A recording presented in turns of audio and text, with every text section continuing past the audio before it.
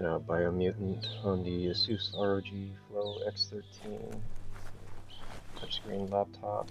Run it on battery power. I'm going to show you the graphics settings I'm using to keep this around 60 FPS at native resolution.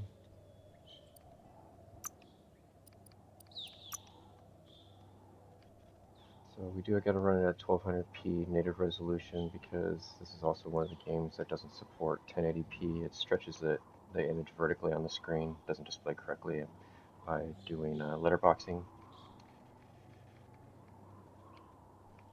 So for texture quality, might as well crank it up to max. It's pretty much free. Changing it doesn't change the FPS.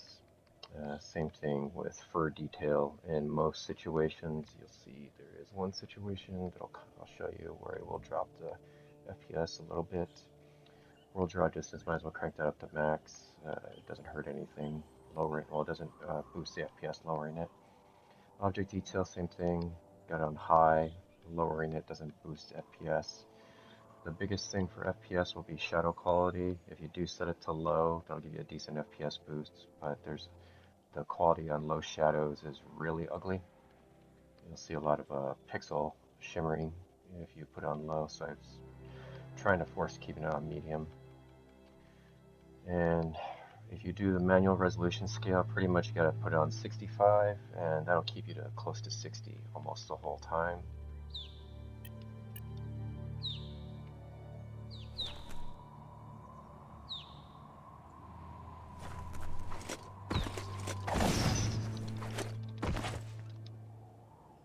Know that the tree of life is dying.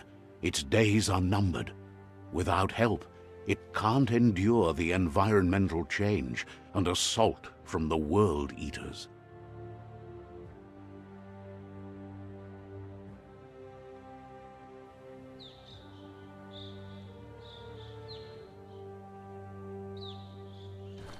I'll do the run down this valley just with the resolution scale set at 65, just to show you how it performs, looking at different objects. A signpost maps it out for the cartographically challenged. So you'll see there's a dip in here where there's a lot of shadows.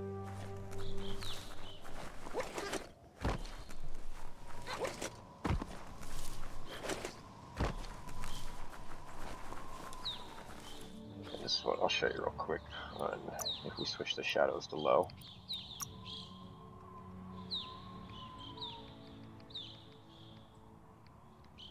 Let's switch these to low.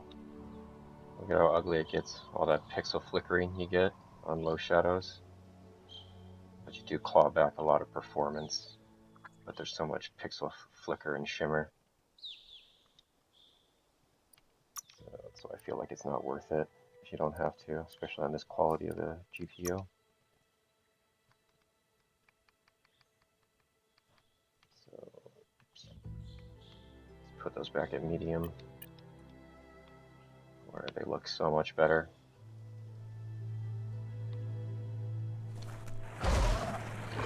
Here's the dip that I was talking about.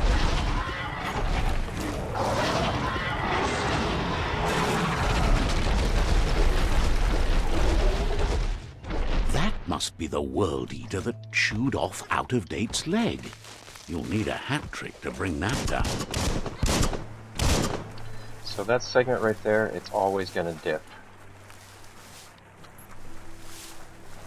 So what I'll show you is we'll switch this. The better option is just use dynamic resolution scaling instead of that manual resolution scaling. So let's turn dynamic resolution on. But this also has an issue.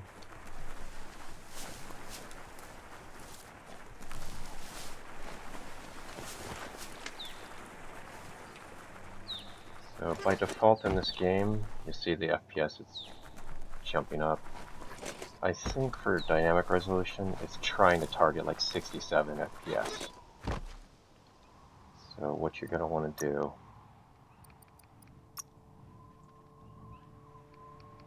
is turn VSync on.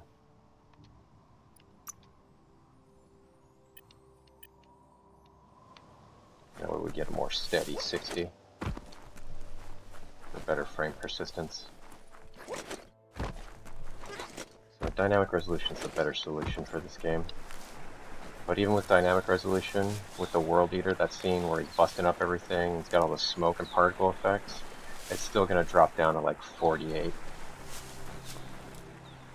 So you can see like the grass detail is really good at all these settings. You got the God rays. And it's really stable on battery power.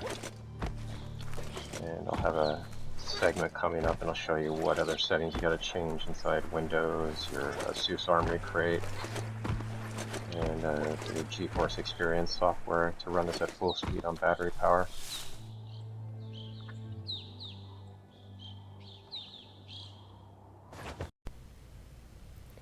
This will be a supplementary segment I'll probably paste in the end of my video edits for this laptop for the ROG Flow X13 with the Ryzen 9 5900HX with the low wattage, basically max Q version of the RTX 3050 Ti. The reason I got this laptop is so I can game on battery power. When you do it on battery power, as you can see, there's no plug jack on here.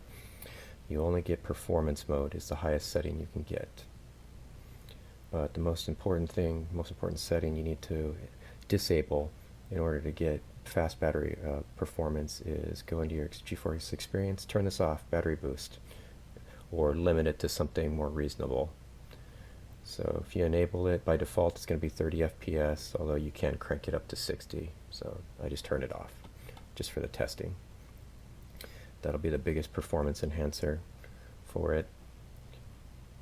On CPU-Z, it does have dual channel RAM. It is the very fast LPDDR-X RAM, 4266 megahertz.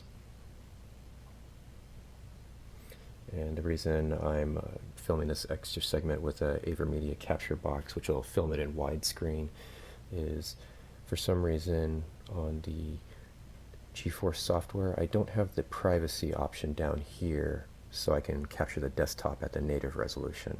So I'm not sure why that is. I can't figure out how to enable it. But yeah, so the purpose of my uploads will be to show the performance that I can get on battery power, because that's the reason I bought this laptop, is to do some fast gaming just on battery power unplugged, because for plugged in, I've got other laptops that can do it much better.